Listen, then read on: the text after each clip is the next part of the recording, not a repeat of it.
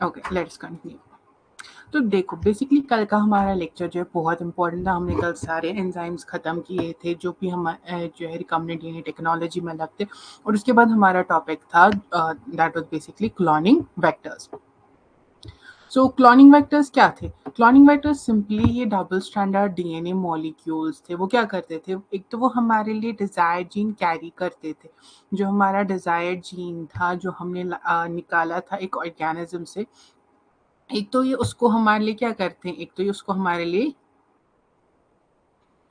लिए कैरी करते हैं, और प्लस वो जो है हेल्प करते हैं हमें रेप्लिकेट करने में इसको within a component host cell. So basically कल मैंने आपको दिखाया था विद एग्जांपल बीटी कॉटन की, जब मैंने दी थी,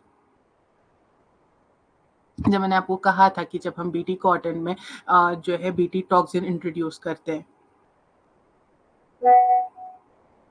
जब हम उस बीटी टॉक्सिन को उसमें इंट्रोड्यूस करते हैं, तो कैसे बीटी टॉक्सिन का जीन जो है वो इस क्लोनिंग वेक्टर के साथ जुड़ जाता है, और फिर वो हेल्प करता है रेप्लिकेट करने में, और कैसे फिर वहाँ पे उस नए प्लांट जो कॉटन का प्लांट है, उसके हर बॉडी पार्ट में, जैसे उसके लीव्स है, स्टेम्स है, रूट है, उसमें ये जो है बीटी टॉक्सिन वाला जीन आएगा और वो उसको पेस्ट रेजिस्टेंट बनाता है।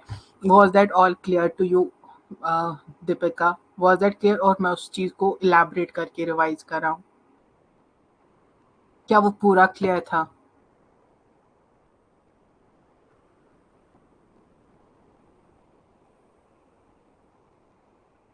दीपिका, मैं उसको थोड़ा इलेबरेट करूँ या फिर इतना आपको रिवाइज हो गया वो सारा? या एग्जैक्टली कैसे ये हेल्प करता है एप्लीकेशन में, मुझे वो एक्सप्लेन करना है फिर से? इलेबरेट करके बोलूँ और that's all clear? Okay, now cloning vector, as I told you, ये usually double stranded DNA molecules होते हैं जो कैरी करते हैं डिजायर जीन और हेल्प करते हैं इसको replicate with the component host cell. They are carriers और vehicles of desired DNA fragment जो अंडरगो जाते हैं independent replication to increase copy of desire gene. It is central component of gene cloning. जब just a second,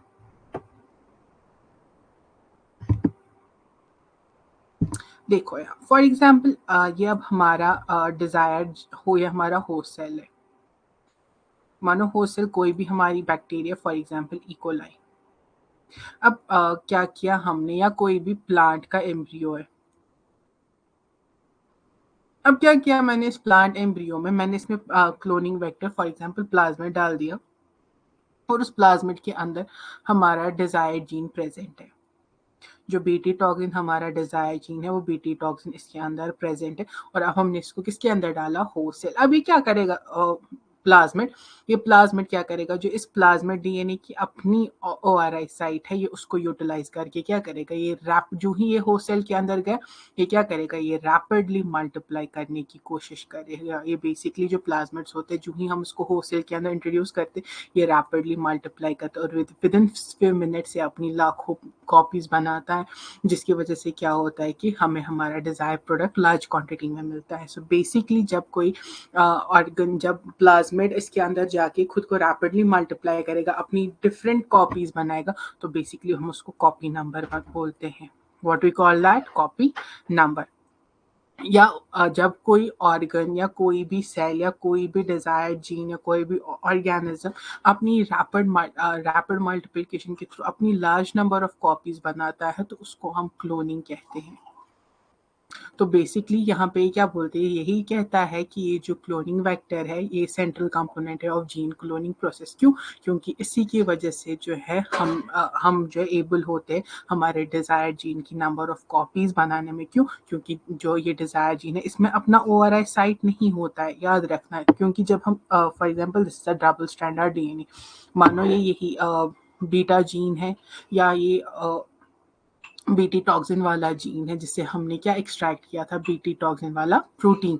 तो अब इस gene में क्या किया हमने, जब ये डीएनए मॉलिक्यूल लिया, हमने इसका एक पर्टिकुलर सेगमेंट लिया जो क्या कोड करता था फॉर द, जैसे ही हमारे पास बैसिलस थ्रियोजेंसिस है। हमने क्या किया, हमने बैसिलस थ्रियोजेंसिस का डीएनए निकाला, और जो ही हमने इस बैसिलस थ्रियोजेंसिस का डीएनए निकाला, हमें अब डीएनए में से क्या चाहिए, हमें इस डीएनए में से एक छोटा सा सेगमेंट चाहिए, और वो वाला सेगमेंट चाहिए हमें जो किसके लिए कोड करता है, फॉर द क्राई जीन। हम वो वाला सेगमेंट लेंगे जो क्राई जीन के लिए कोड करता है, सो दैट हमें आगे चल के क्राई प्रोटीन खाली मिले।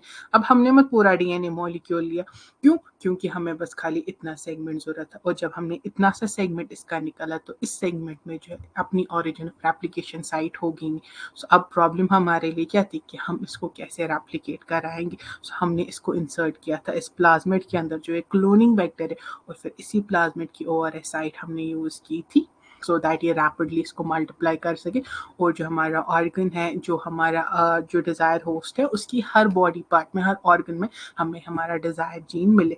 तो जब इस प्लाज्मिड ने खुद को रैपिडली मल्टीप्लाई किया, हमारे जीन को रैपिडली मल्टीप्लाई करवाया, तो उसकी मल्टीपल कॉपीज बनी। जब कोई ऑर्गन अपनी मल्टीपल कॉपीज बनाता है विद इन फ्यू मिनट्स या विद इन फ्यू सेकेंड्स, तो उसको हम क्लोनिंग कहते हैं। So basically cloning means exact अपनी जैसी कॉपीज बनाना।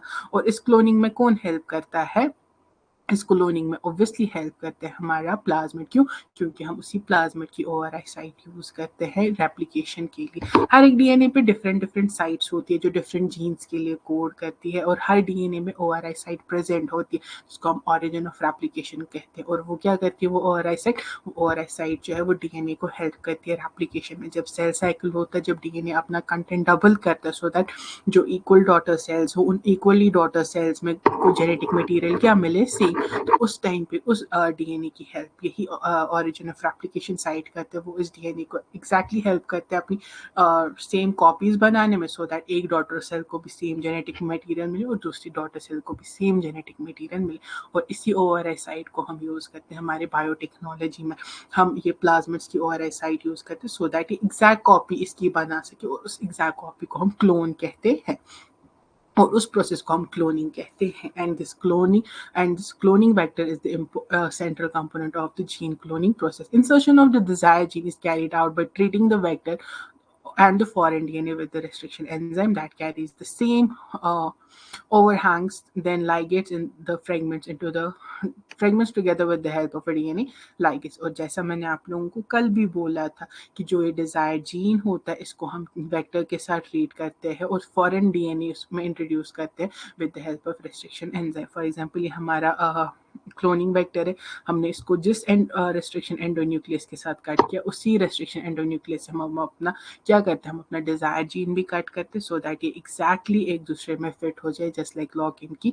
और ये जो है जो ये क्लोनिंग वेक्टर है, बेसिकली ये कंप्लीट हो जाए, और इसमें जो है फिर क्या करते हैं, हम डीएनए लाइगेज डालते हैं, सो दैट ये क्या आपस में लाइगेट हो जाए, कंबाइन हो जाए, और डीएनए जो है प्रॉपरली क्या हो जाए, रिसर्कुलाइज जैसे ये पहले था। सो ये हमने अभी तक कल पढ़ा था। Now characteristics of cloning vector, this is the most important, क्योंकि इस पे सवाल आते हैं नीट में, इस पार्ट पे बहुत ज़्यादा सवाल आते हैं।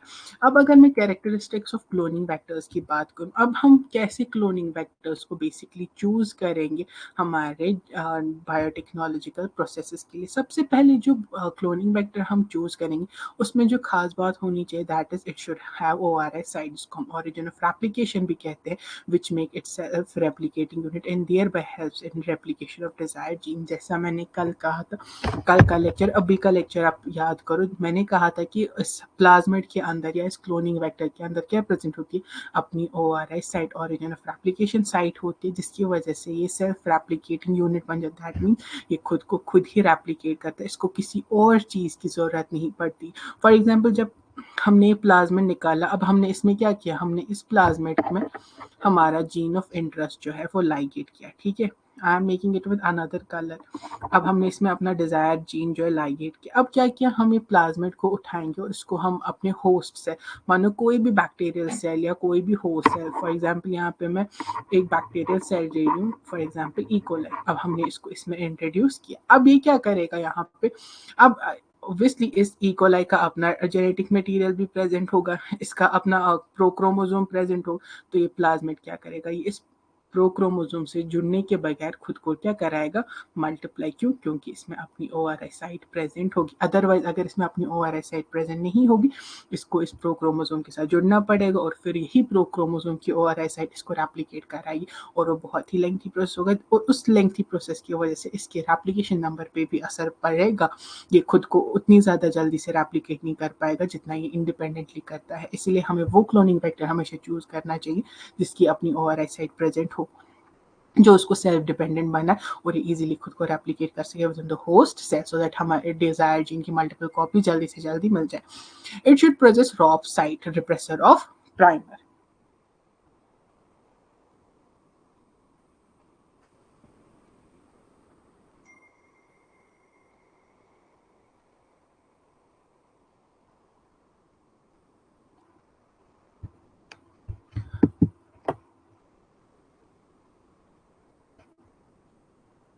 और दीपिका, इतना क्लियर हुआ?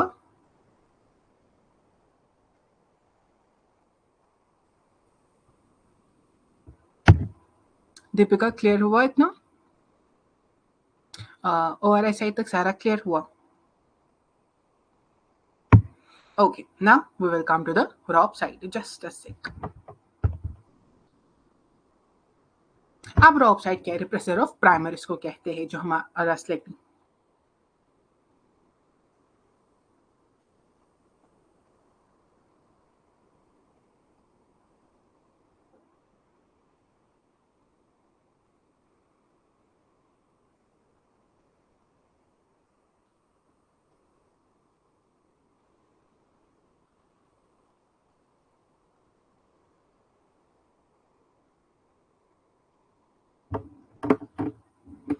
Now it should process ROP site repressor of primer, which encodes restrictor of plasmid copy number. Now ROP gene encodes for ROP protein. पहले इसको हम समझेंगे अच्छे से with the help of a diagram और फिर हम आएंगे theoretical part पे, ठीक है?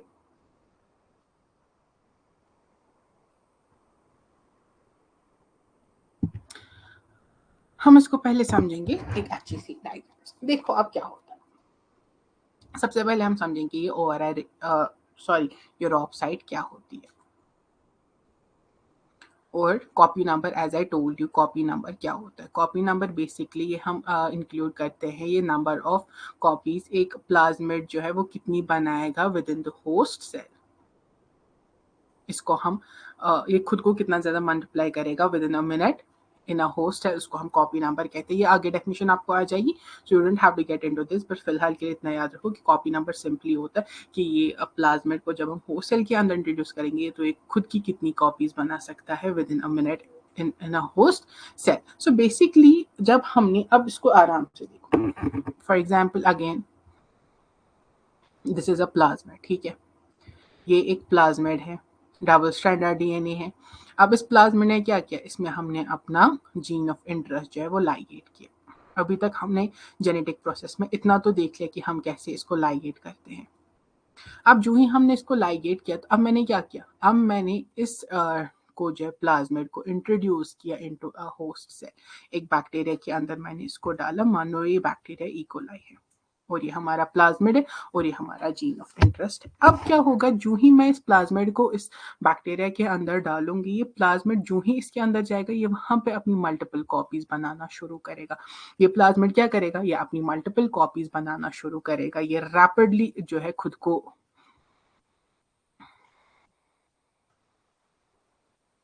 ये रैपिडली जो है खुद को मल्टीप्लाई करना शुरू करेगा और ये अपनी मल्टीपल कॉपीज बनाना शुरू करेगा विद इन द सेल। अब जब ये खुद को रैपिडली मल्टीप्लाई करना शुरू करेगा सेल, इसकी वजह से सेल जो है वो टेंशन में आ जाएगी। सेल को क्या हो जाएगा? टेंशन। क्यों? क्योंकि ये जो ही ज्यादा मल्टीप्लाई करेगा सेल पे स्ट्रेस हो जाएगा and it can cause bursting of cell. ये क्या करेगा? It can cause bursting of cell. क्यों? क्योंकि ये खुद को रैपिडली मल्टीप्लाई करेगा और जब आप इसको प्लाज्मिड को एज अ फॉरेन बॉडी इसमें डालोगे, इसको ट्रीट करोगे एज अ फॉरेन बॉडी, आपने इसको इसमें डाला, अब ये क्या करेगा, अब ये फॉरेन बॉडी बन गया ना, क्यों? क्योंकि ये हमारा रिकम्बिनेंट जो है, ये हमारा रिकम्बिनेंट डीएनए मॉलिक्यूल है, हमने ओरिजिनल प्लाज्मिड का जीन निकाल के इसमें और एक जीन लाइगेट किया, जिसकी वजह से ये रिकम्बिनेंट डीएनए बन गया। और अब हम इस रिकम्बिनेंट डीएनए को, एक फॉरेन बॉडी को किसके अंदर डाल रहे हैं? बैक्टीरिया के अंदर।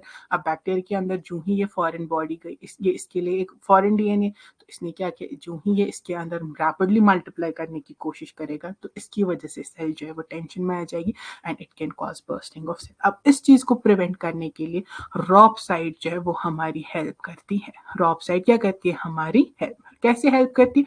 अब देखो, जो ही प्लाज्मिड इसके अंदर गया सेल के अंदर, ये खुद को रैपिडली मल्टीप्लाई करेगा। अब जो ही ये खुद को रैपिडली मल्टीप्लाई करेगा, ये रॉपसाइड जो खुद को रैपिडली मल्टीप्लाई करेगा, तो वहां पे क्या होगा, वहां पे इसका नंबर जो है वो कंटिन्यूअसली इंक्रीज हो जाएगा। सॉरी, जो ये रॉपसाइड है, जो ही ये प्लाज्मिड इसके अंदर जाएगा और वो खुद को रैपिडली मल्टीप्लाई करेगा, एट द सेम टाइम रॉपसाइड जो है वो एक्टिव हो जाएगी।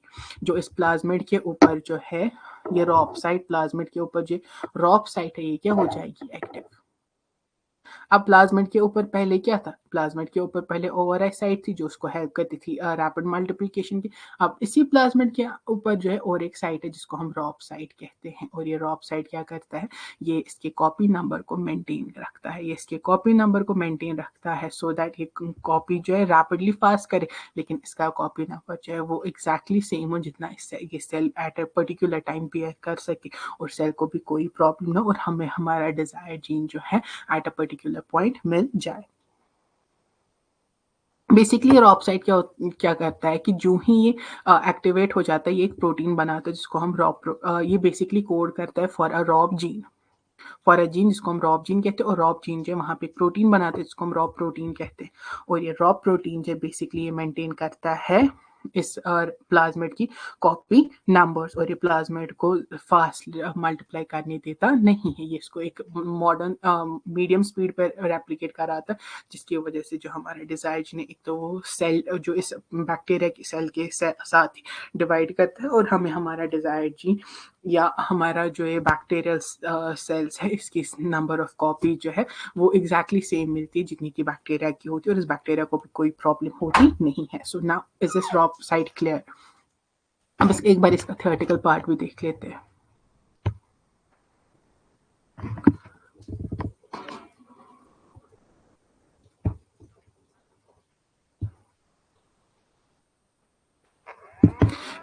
It should possess ROP-side repressor of primary which encodes for a restrictor of plasmid copy number। जैसा मैंने अभी कहा कि क्या कहते हैं, प्लाज्मिड की कॉपी नंबर को रिस्ट्रिक्ट करता है। जीन रॉप जीन जो ये रॉप जीन ये कहाँ पे प्रेजेंट होता है? रॉप साइड पे। ये किसके लिए कोड करता है? ये करता है कोड फॉर ए प्रोटीन, जिसको हम रॉप प्रोटीन कहते हैं। और ये रॉप प्रोटीन जो है रेगुलेट करता है copy number of plasmid, so that ये इंश्योर कर सके they do not excessively burden the whole cell और become lost during the cell division. तो ये रॉप प्रोटीन क्या करता है? ये इसके कॉपी नंबर को स्लो डाउन करता है, और इसका कॉपी नंबर एग्जैक्टली वैसे ही कराता है जैसा कि इस बैक्टीरिया का रेप्लिकेशन नंबर होता है। बैक्टीरिया जैसे जैसे रेप्लिकेट करता है, ये प्लाज्मिड ये जो है रॉप साइड, ये रॉप प्रोटीन इस प्लाज्मिड को वैसे ही रेप्लिकेट कराता है, सो दैट जब प्लाज्मिड सेल रेप्लिकेट करेगी, डॉटर सेल्स बनाएगी, तब ये प्लाज्मिड को भी रेप्लिकेट कराता है, और इसकी वजह से इसमें जो कॉपीज है वो एग्जैक्टली हमें फास्ट तो मिलती है, लेकिन without any burden to the cell. So is it clear? Deepika, clear हुआ?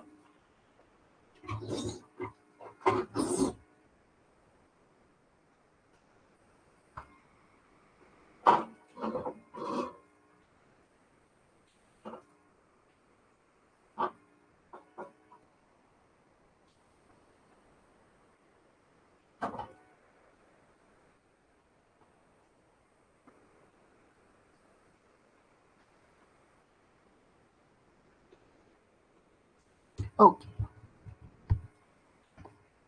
On the basis of copy number, this is very important. इसको conceptual part के लिए याद रखना. On the basis of copy number, plasmids are of two types. There is relaxed plasmids and stringent plasmids. अब अगर हम copy number पे जाए, सो बेसिकली कॉपी नंबर क्या था? कॉपी नंबर ये था कि कौन सा प्लाज्मिड कितने टाइम में अपने खुद को कितना ज़्यादा रेप्लिकेट करा सकते हो। और इस बेसिस पे हमारे पास दो टाइप के प्लाज्मिड्स, एक जिसको हम रिलैक्सड प्लाज्मिड कहते हैं और जिसको हम स्ट्रिंगेंट प्लाज्मिड्स कहते हैं। ये जो रिलैक्सड प्लाज्मिड्स हैं ये फ्री आकर होते हैं इन साइटोप्लाज्म और can replicate independently of bacterial genome. इस टाइप के प्लाज्मिड्स को हम प्रेफर करते हैं जेनेटिक इंजीनियर। ना ध्यान रखो, हमारे पास प्लाज्मिड्स दो तरीके के होते हैं, एक जिनको हम रिलैक्सड प्लाज्मिड्स कहते हैं और दूसरे जिनको हम स्ट्रिंगेंट प्लाज्मिड्स कहते हैं। जो ये रिलैक्सड प्लाज्मिड्स है ना, हम इसको जेनेटिक इंजीनियरिंग में ही यूज करते हैं। रिलैक्सड प्लाज्मिड्स को हम बेसिकली जेनेटिक इंजीनियरिंग में, क्यों? क्योंकि ये प्लाज्मिड्स जो ये इंडिपेंडेंटली खुद को रेप्लिकेट करा सकते हैं। बेसिकली ये रिलैक्सड प्लाज्मिड्स जो होते हैं, इन प्लाज्मिड्स के ऊपर अपनी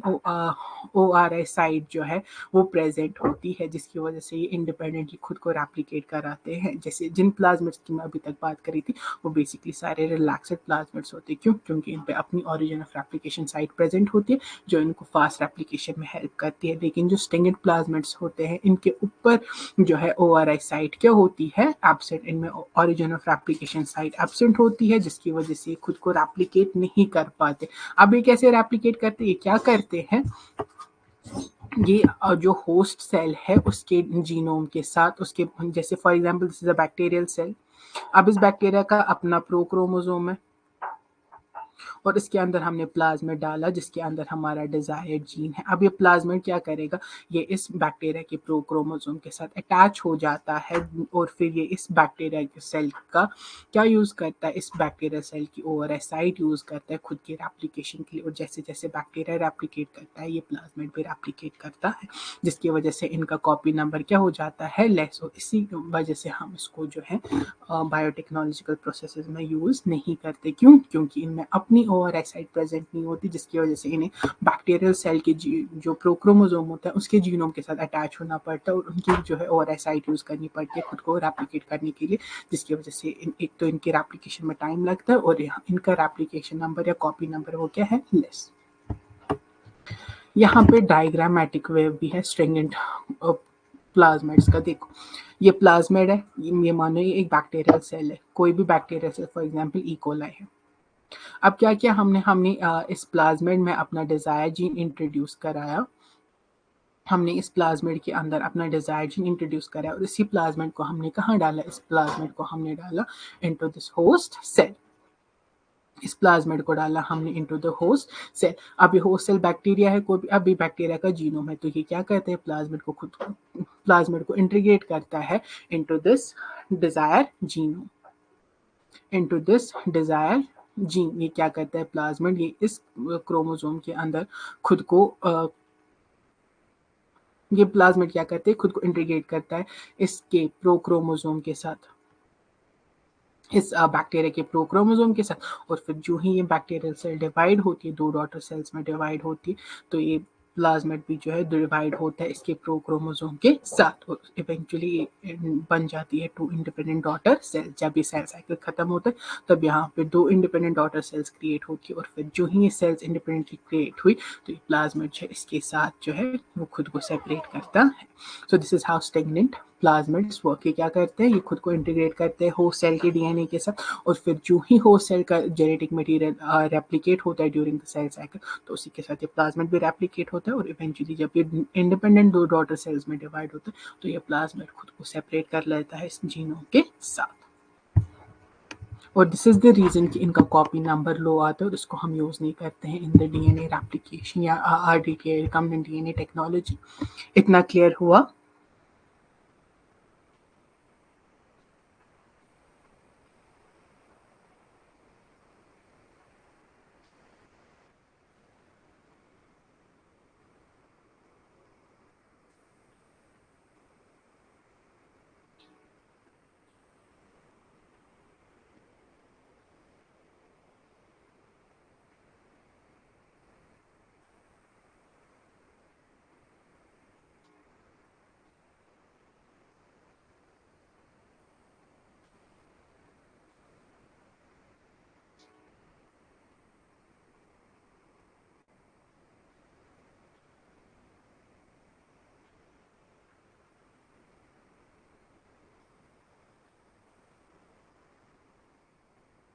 Okay.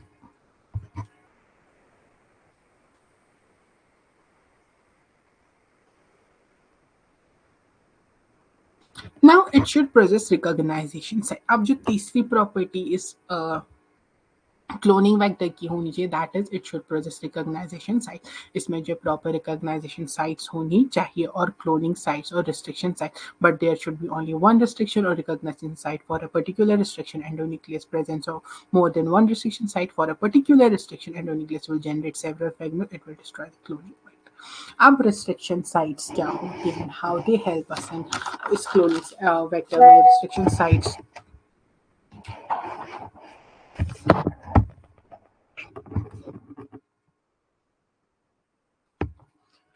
So basically, it should produce recognition sites. Recognition sites किसके लिए? It should produce recognition sites for the restriction endonucleus.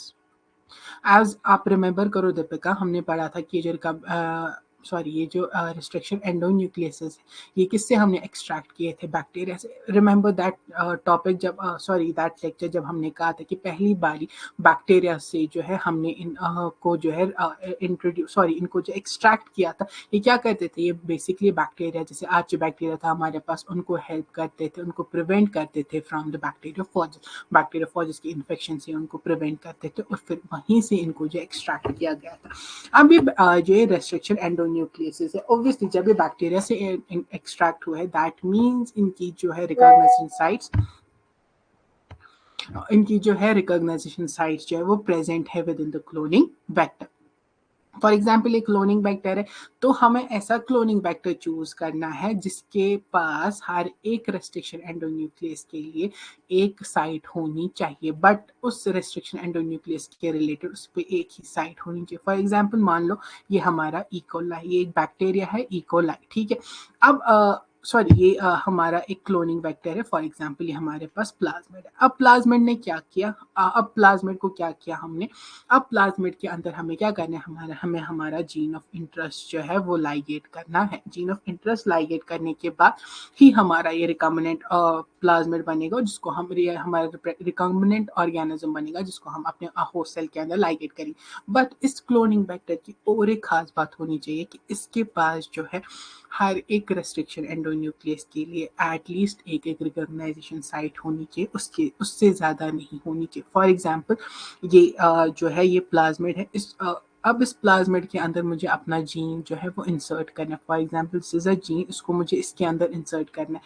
अब क्या हुआ? मैंने इस जीन को BAM-H1, ये जो रेस्ट्रिक्शन एंडोन्यूक्लियस है BAM-H1, BAM-H1, अब मैंने इस जीन को जो इससे कट किया और मैंने इस डिजायर सेल से इस डिजायर जीन को एक्सट्रैक्ट किया। अब जैसा हमने कहा था कि जिस रेस्ट्रिक्शन एंडोन्यूक्लियस से हम जीन को कट करते, हमें हमारे होस्ट सेल को, हमारे प्लाज्मिड को या क्लोनिंग वेक्टर को भी सेम रेस्ट्रिक्शन एंडोन्यूक्लियस से कट करना है। जब मैंने जीन को BAM-H1 से कट किया, तो मैंने इसी BAM-H1 से इस प्लाज्मिड को भी कट किया और इवेंचुअली हमारा जीन इसके अंदर चला गया। बट यहाँ पे ये कहता है कि उस क्लोनिंग वेक्टर के पास इस एक से ज़्यादा, उस रेस्ट्रिक्शन एंडोन्यूक्लियस की एक से ज़्यादा रिकॉग्निशन साइट होनी चाहिए। नहीं, क्यों नहीं होनी चाहिए? अगर BAM-H1 की साइट यहाँ भी थी, यहाँ भी थी, यहाँ भी थी, अब मैंने रेस्ट्रिक्शन एंडोन्यूक्लियस डाला, मैंने BAM-H1 डाला, तो ऑब्वियसली ये प्लाज्मिड को यहाँ भी काटेगा, यहाँ भी काटेगा, यहाँ भी काटेगा, जिसकी वजह से इस प्लाज्मिड के टुकड़े टुकड़े हो जाएंगे और ये हमें किसी काम का लगेगा नहीं। तो इसीलिए जो ये हमें ऐसा क्लोनिंग वेक्टर चूज करना है जिसमें रेस्ट्रिक्शन एंडोन्यूक्लियस के लिए, पर्टिकुलर रेस्ट्रिक्शन एंडोन्यूक्लियस के लिए एक ही रिकॉग्नाइजेशन साइट। ऐसा नहीं एक ही रेस्ट्रिक्शन एंडोन्यूक्लियस के लिए साइट होनी चाहिए, उसके पास मल्टीपल रेस्ट्रिक्शन एंडोन्यूक्लियस के लिए साइट्स होनी चाहिए, जैसे इकोराई के लिए हो, PVU के लिए, PST के लिए, हर एक रेस्ट्रिक्शन एंडोन्यूक्लियस के लिए साइट होनी चाहिए, लेकिन उनके लिए खाली एक ही साइट होनी चाहिए। दैट मीन्स एक रेस्ट्रिक्शन एंडोन्यूक्लियस के लिए एक साइट होनी चाहिए। अगर एक ही रेस्ट्रिक्शन एंडोन्यूक्लियस के लिए मल्टीपल साइट्स हुई, तो जब हम रेस्ट्रिक्शन एंडोन्यूक्लियस को डालेंगे, वो उस प्लाज्मिड के या उस क्लोनिंग वेक्टर के टुकड़े टुकड़े करेगा और हमें वो किसी काम का आएगा नहीं। सो थर्ड प्रॉपर्टी क्या होनी चाहिए क्लोनिंग वेक्टर की? एक तो उसमें मल्टीपल साइट्स होनी चाहिए for the different restriction endonuclease. अलग अलग रेस्ट्रिक्शन एंडोन्यूक्लियस को यूज करने के लिए उसके पास अलग अलग साइट्स होनी चाहिए। बट हर एक रेस्ट्रिक्शन एंडोन्यूक्लियस के लिए वहाँ पे एक पर्टिकुलर साइट होनी चाहिए, उससे ज़्यादा नहीं। अगर एक से ज़्यादा साइट्स हुई तो वो उस क्लोनिंग वेक्टर के टुकड़े टुकड़े करेगा और हमें पर्टिकुलरली वो क्लोनिंग वेक्टर किसी काम का आएगा नहीं। Now is it clear, Deepika? Hi Sapna, how are you? Is it clear to you as well?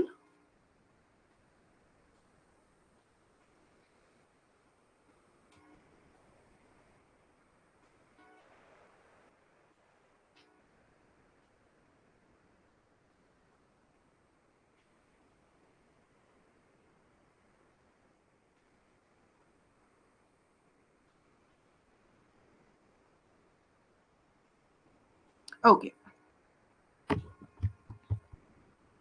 Now, it should possess selectable markers which help in differentiating recombinants from non-recombinants. Normally, the gene coding resistance to antibiotics such as ampicillin, tetracycline, kanamycin, or chlorophenol are considered useful selectable markers. अब देखो selectable marker पहले होता क्या है, इस चीज को थोड़ा सा समझो।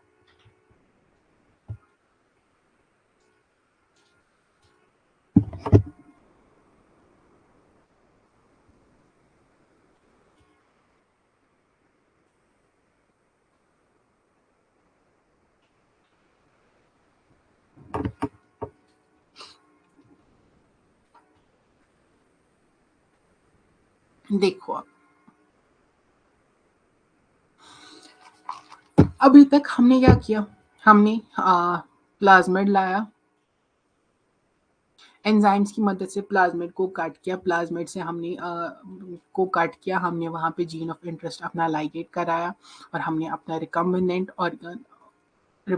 ऑर्गेनिज्म बनाया। इसको हम रिकम्बिनेंट और डीएनए कहते हैं। हमने अपना रिकम्बिनेंट डीएनए मॉलिक्यूल बनाया। अब लेकिन सवाल आता है, जब मैंने इस रिकम्बिनेंट, अब इसके बाद मैं क्या करूँगी, मैं इस रिकम्बिनेंट डीएनए को किसी बैक्टीरियल सेल में इंट्रोड्यूस कराऊंगी सो दैट हमारा रिकम्बिनेंट ऑर्गेनिज्म बन जाए, आर ऑर्गेनिज्म बन जाए।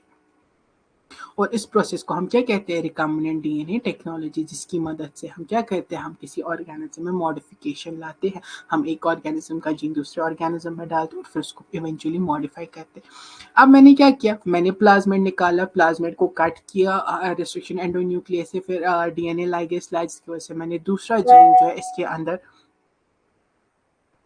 अंदर जो है वो इंट्रोड्यूस कराया और फिर हम मेरा रिकम्बिनेंट डीएनए मॉलिक्यूल मुझे मिल गया। अब लेकिन यहाँ पे सवाल है ना मैम, हम तो डालेंगे, हम प्लाज्मिड को लाएंगे, उसको कट भी करेंगे, उसमें हम अपना जीन ऑफ इंटरेस्ट जो है वो लाइगेट भी करेंगे, बट हमारा सवाल है कि आप मुझे बताओ कि हमें कैसे पता चलेगा कि हमने जो भी किया वो सक्सेसफुल है कि नहीं। Now here is a question ना, क्योंकि हमने इतना सारा प्रोसेस किया, हम इतने दिनों से इतने प्रोसेसेस पढ़ रहे, बट जब हम लैब में इसको एक्चुअली परफॉर्म करेंगे, मैं एक डीएनए मॉलिक्यूल लाऊंगी, मैं उसको कट करूंगी, मैं उसमें जीन ऑफ इंटरेस्ट डालूंगी, but now here comes the question, before introducing it to the bacterial molecule, मैं इसको किसी बैक्टीरिया में इंट्रोड्यूस कराऊंगी, बैक्टीरियल सेल में डालूंगी, उससे पहले मुझे पता होनी चाहिए ना कि जो भी प्रोसेस मैंने किया, क्या ये सक्सेसफुल हुआ है कि नहीं, क्या ये आगे चल के काम करेगा कि नहीं, फिर क्या फ़ायदा मेरा इसको रिकम्बिनेंट बनाने का। तो इस चीज़ को देखने में, क्या ये प्रॉपरली लाइगेट हुआ है कि नहीं, क्या ये प्रॉपरली इंट्रोड्यूस ये जीन जो हमने प्लाज्मिड के अंदर डाला था, क्या ये प्रॉपरली इसके साथ बैठा है कि नहीं, वो चेक करने में हमें हेल्प करते हैं selectable markers. markers, selectable markers basically हमें help करते to check whether this plasmid has accepted this foreign DNA or not। जो DNA molecule हमने इसमें ligate किया था, क्या ये इसके साथ properly बैठा है कि नहीं, क्या ये successful creation है हमारी कि नहीं। अब देखो selectable markers क्या करते हैं, देखो अब होगा क्या, गौर से देखो। बैक्टीरियल सेल है, कोई भी bacterial cell, for example E coli है, ठीक है, ये हमारा इकोलाई है, इकोलाई के अंदर हमारा प्लाज्मिड है, प्लाज्मिड के अंदर हमारा क्या है, प्लाज्मिड के अंदर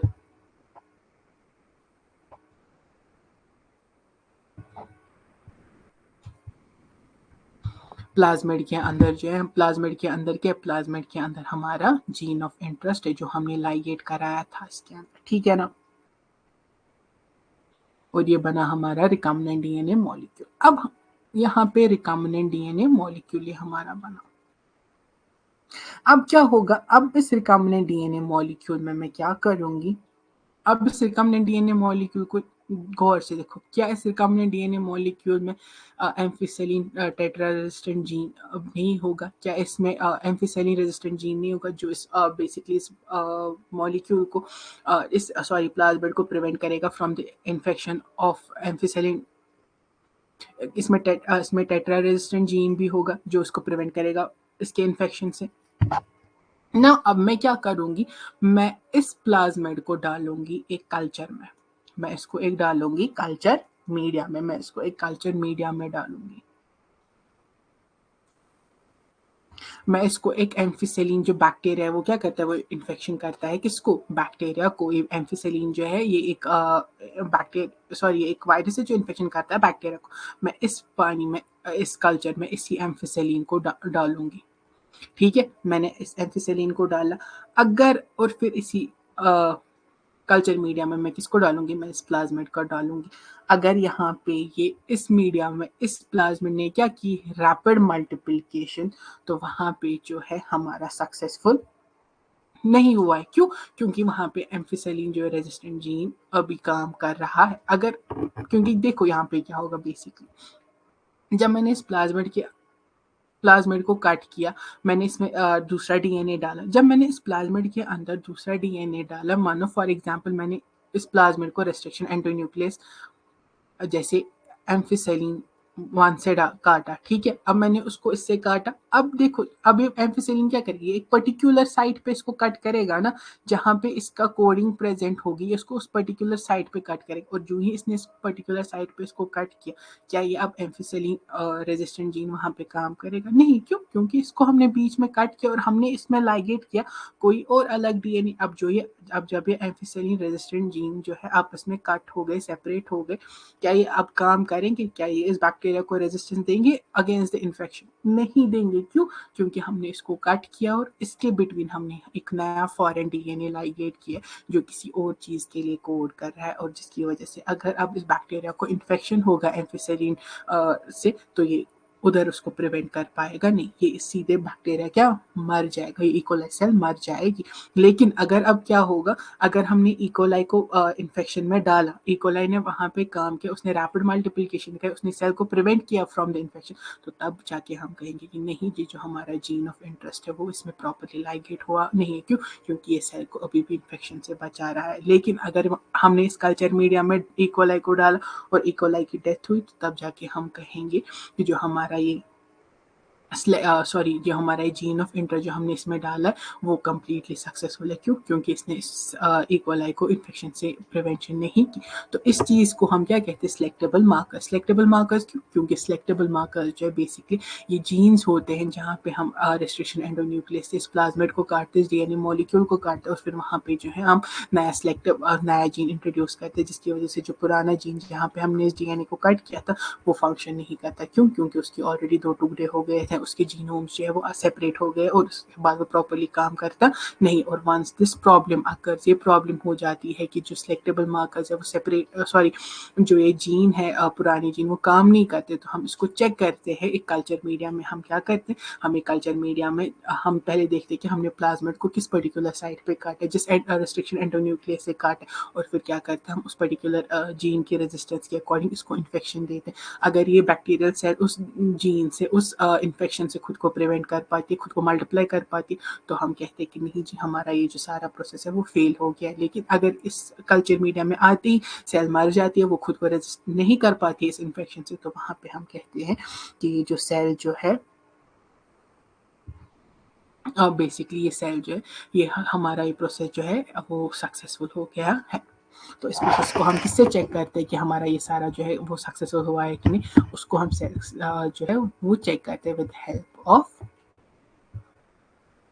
हेल्प ऑफ सिलेक्टिव मार्कर्स। तो सिलेक्टेबल मार्कर्स क्या करते हैं, ये हमें हेल्प करते हैं डिफरेंशिएशन में from recombinants from the non recombinant, normal the genes encoding resistant to antibiotics such as ampicillin, tetracycline, kanamycin और chloramphenicol consider useful selectable markers. हम क्या करते हैं, हम जो कल्चर मीडिया लाते हैं उसमें हम क्या डालते हैं, उसमें हम एंटीबायोटिक्स डालते हैं और फिर देखते हैं कि क्या ये सेल जो इस एंटीबायोटिक के मीडियम में खुद को रेप्लिकेट कर पाती है कि नहीं। अगर उस एंटीबायोटिक के रेजिस्टेंस में इसने खुद को रेप्लिकेट कर पाए तो हम कहेंगे कि हमारा सारा प्रोसेस जो है वो सारा फेल हो गया। और अगर नहीं कर पाई तो हम कहते हैं कि अगर हमारी बैक्टीरियल सेल वहीं मर जाती है तो हम कहेंगे कि हमारा प्रोसेस जो है वो सारा सक्सेसफुल हो गया है। क्यों?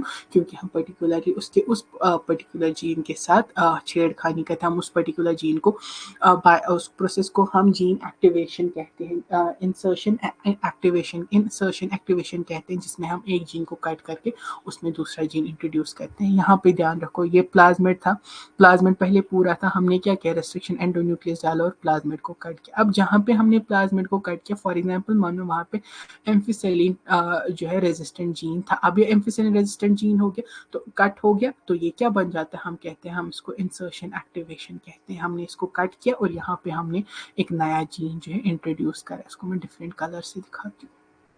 उसको इंट्रोड्यूस कराया। इसको इंट्रोड्यूस कराने के बाद हम कहेंगे कि यहाँ पे इंसर्शन एक्टिवेशन हुई कि पहले जो जीन कट होने के बाद इनएक्टिव हो गया था उस पर हमने दूसरा जीन डाला और वो एक्टिवेट हो गया, लेकिन जो पुराना जीन है वो फिर भी फंक्शन करेगा नहीं। क्यों? क्योंकि ऑलरेडी उसके जीनोम जो है वो सेपरेट हो चुके हैं और अब वो नॉर्मली जैसे पहले फंक्शन करते थे, जैसे पहले जीन्स वो उसको रेजिस्टेंस देते थे, अब वो देंगे नहीं। तो बेसिकली सिलेक्टेबल मार्कर जो वो हमें हेल्प करते हैं इसी में डिफ्रेंशिएट करने भी क्या हमारा प्रोसेस सक्सेसफुल है कि नहीं। अगर वो फिर भी जिंदा रहता है, एंटीबायोटिक्स देने के बाद भी जिंदा रहता है, तो हम कहेंगे कि हमारा प्रोसेस जो है वो सारा वेस्ट हो गया। और अगर वो उसमें डाई हो जाती है सेल उस एंटीबायोटिक्स के कल्चर मीडिया में आती है, तो हम कहते हैं कि हमारा सारा प्रोसेस जो है वो सक्सेसफुल है। Size of cloning vector should be small so that it can easily introduce into the host. जो भी क्लोनिंग वेक्टर, उस लास्ट का पॉइंट जो लास्ट का कैरेक्टरिस्टिक क्लोनिंग वेक्टर्स का वो ये है कि क्लोनिंग वेक्टर जो वो उनका साइज बहुत ज़्यादा स्मॉल होना चाहिए, जिसकी वजह से हम उसको इजीली एक होस्ट सेल, अगर आप बैक्टीरियल सेल का साइज होगा तो वो काफ़ी छोटा है, तो हमें उस बैक्टीरियल सेल से छोटा साइज का क्लोनिंग वेक्टर चूज करने सो दैट हम उस क्लोनिंग वेक्टर को इजीली इस बैक्टीरियल सेल के अंदर इंट्रोड्यूस कर सके। अगर आप इस बैक्टीरियल सेल से ज़्यादा बड़ा क्लोनिंग वेक्टर लोगे तो आपको क्या होगी, आपको इवेंचुअली प्रॉब्लम होगी उसको इस सेल के अंदर इंट्रोड्यूस कराने में। In order to meet all the requirement, तो ये सारी रिक्वायरमेंट्स को मीट करने के लिए हमने जो है आइडल क्लोनिंग वेक्टर्स को लैब्स में इंट्रोड्यूस किया। तो बेसिकली जब क्लोनिंग वेक्टर्स की इतनी सारी रिक्वायरमेंट्स है कि उसमें ओआरआई साइट होनी चाहिए, उसमें रॉब साइट होनी चाहिए, उनमें जो है सिलेक्टेबल मार्कर्स होने चाहिए, उनमें जो है उनका साइज स्मॉल होना चाहिए, उनका कॉपी नंबर ज़्यादा होना चाहिए, तो उनमें डिफरेंट डिफरेंट प्रॉपर्टीज़ ढूंढने की वजह से क्या हुआ कि साइंटिस्ट को, बायोटेक्नोलॉजिस्ट को एक आइडियल वेक्टर ढूंढने में बहुत प्रॉब्लम होगी, उन्हें बहुत ज़्यादा प्रॉब्लम हो गई इन आइडियल वेक्टर्स को ढूंढने में और फिर यूज़ करने में। तो उन्हें क्या किया, उन्होंने आर्टिफिशियली सबसे पहले बायोटेक्नोलॉजिकल प्रोसेस को साइड में रख के उन्हें क्या किया, उन्हें आर्टिफिशियली क्लोनिंग वेक्टर्स को डेवलप करना शुरू किया। उन्होंने क्या किया, उन्होंने क्लोनिंग वेक्टर्स को लैब में प्रोड्यूस किया और जिनमें सबसे फेमस PBR322 है, PBR327 और PUC8 है। तो ये बेसिकली इनको याद रखना, ही टेक्स्ट बुक ने भी मेंशन किए। तो ये बेसिकली वो वाले क्लोनिंग वेक्टर्स है जिनको बायोटेक्नोलॉजिस्ट ने लैब में प्रोड्यूस किया और फिर बायोटेक्नोलॉजिकल प्रोसेसेस में जो है इन्हीं को यूज करते हैं एज अ क्लोनिंग वेक्टर।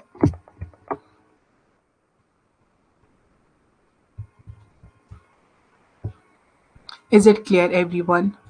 अभी तक सारा क्लियर हो मैंने जितना भी पढ़ा है?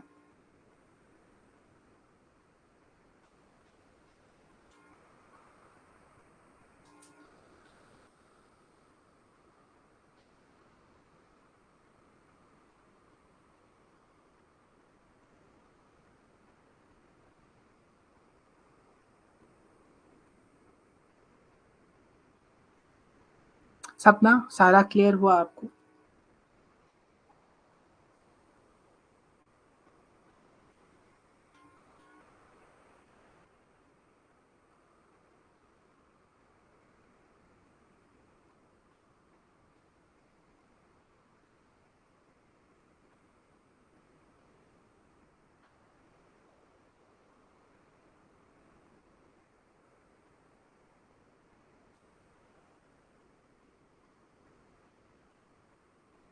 सपना आपका क्लियर हुआ? कहीं पे कोई कंफ्यूजन, कहीं पे कोई डाउट?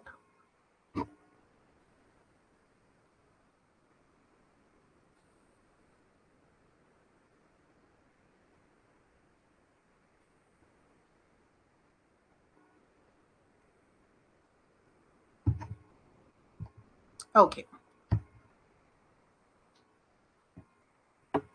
नाउ PBR 322 इसको जो सबसे पहले 1977 में लेबोरेटरी में क्रिएट किया था किसने? हर्बर्ट बॉयर ने at University of California by Bolivar and Rodriguez. तो इसको 1977 में लेबोरेटरी ऑफ हर्बर्ट बॉयर की लेबोरेटरी थी उसमें किसने क्रिएट किया था? बॉलवेयर और रेडग्रूज ने। और किस साल में? 1977 में। और हर्बर्ट बॉयर की ये लेबोरेटरी का यूनिवर्सिटी ऑफ कैलिफोर्निया के अंदर। जो इसका अब इस PBR का याद करो, जब हमने रेस्ट्रिक्शन एंडोन्यूक्लियस में पढ़ा तो उसमें हमने एक नॉमेनक्लेचर का सीक्वेंस पढ़ा था। तो वही नॉमेनक्लेचर का सीक्वेंस हम यहाँ पे भी इंट्रोड्यूस जो है फॉलो करेंगे। पी ये क्या इंडिकेट करता है? ये कहता है इंडिकेट कि हमने इसको किस ऑर्गेनिज्म से डिराइव किया गया, किस बैक्टीरिया से निकाला गया है। सो पी इंडिकेट्स फॉर प्लाज्मिड। तो पी बताता है कि हमने PBR 332 को प्लाज्मिड से एक्सट्रैक्ट किया है, ये प्लाज्मिड्स का बना हुआ है। BR बताता है कि इसको बॉलवेयर और रेडग्रूज ने जो है इन्वेंट किया है। वायरलेस 322 जो डिस्टिंग्विश करता है इट फ्रॉम अदर प्लाज्मिड्स जो जिनको इन्होंने सेम लेबोरेटरी में बनाया था।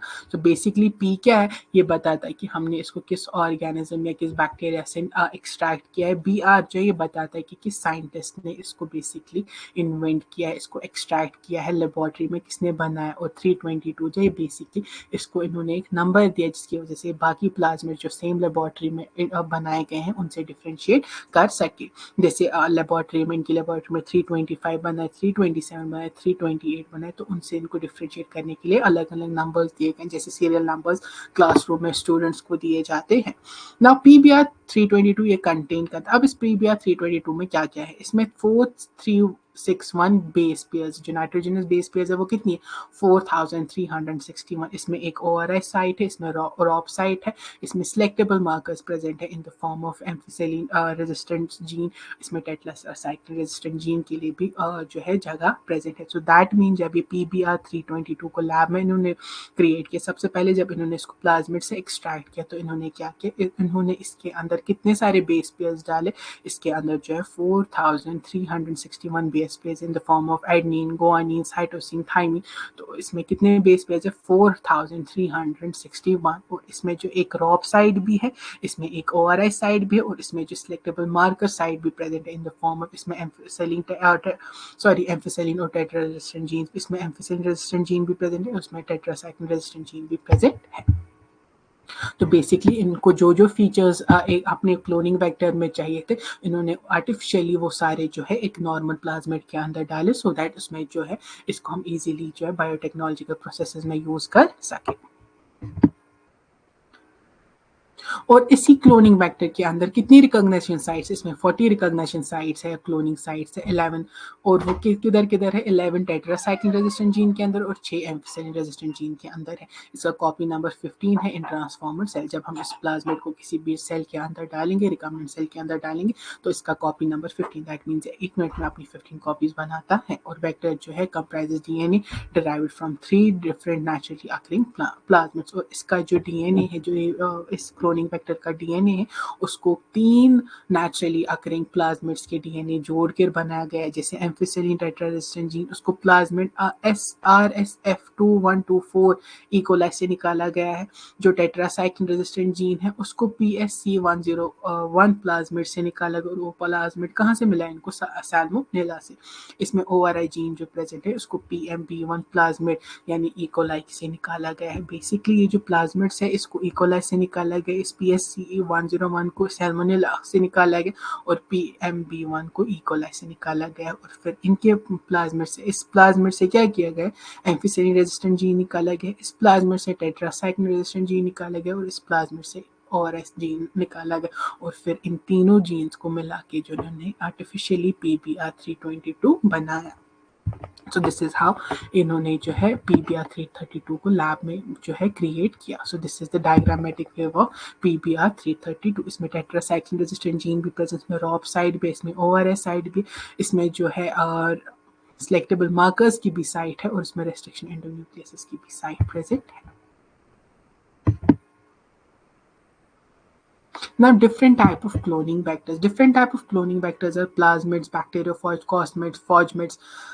अब क्लोनिंग वेक्टर्स जैसे एंजाइम्स डिफरेंट डिफरेंट टाइप के थे, वैसे क्लोनिंग वेक्टर्स जो बहुत अलग अलग टाइप के, जैसे प्लाज्मिड्स, बैक्टीरियोफॉज, कॉस्मिड्स, फॉजमिड्स, बैक है बैक्टीरिया आर्टिफिशियल क्रोमोसोम, याक है yeast artificial chromosome, shuttle chromosome है, डिसआर्मड टी आई प्लाज्मिड है और डिसआर्मड हेटेरोवाइरस। इनको हम पढ़ेंगे इन अवर नेक्स्ट लेक्चर। इसमें हमें कुछ प्लाज्मिड्स क्लोनिंग वेक्टर्स को पढ़ना है जो पर्टिकुलरली पर्टिकुलर सेल के लिए यूज होते हैं। जैसे एनिमल सेल के लिए अलग क्लोनिंग वेक्टर यूज होता है, प्लांट सेल के लिए अलग यूज होगा।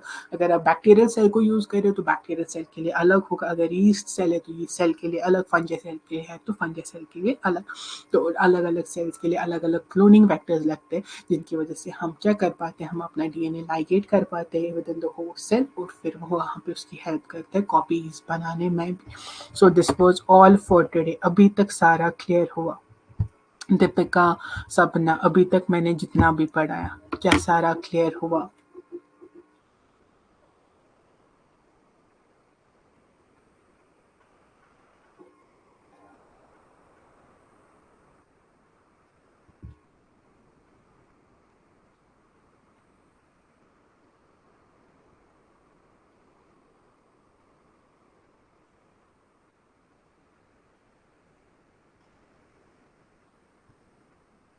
सपना, आपको सारा क्लियर हुआ? कहीं कोई डाउट, कहीं कोई confusion?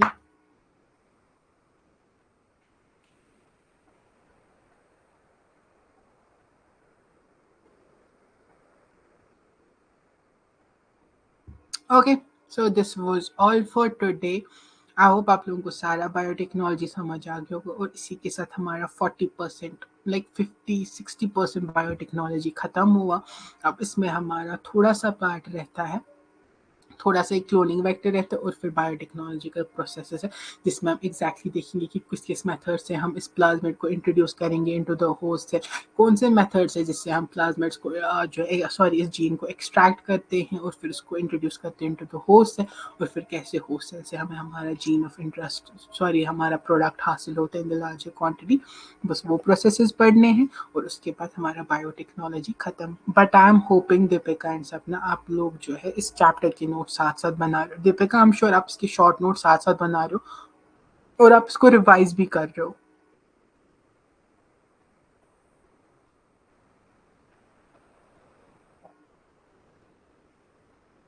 So this was all for today. Have a great evening. Bye bye. And tomorrow is Republic Day, so there is an off tomorrow for the classes. So this was all for today. Bye bye. Have a great evening, girls. And if there is any question, कोई doubt है, कोई confusion है, feel free to ask me या तो text कर लेना Telegram पे. That's really good, Deepika. I'm expecting a lot from you. So this was all for today. Have a great evening. Bye bye, girls.